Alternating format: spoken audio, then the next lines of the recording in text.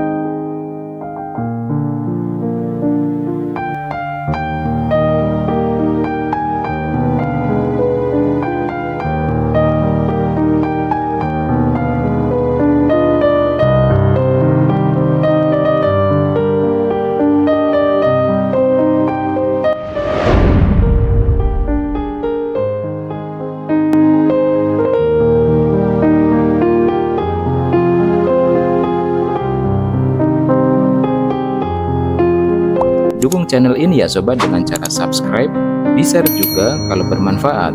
Terima kasih.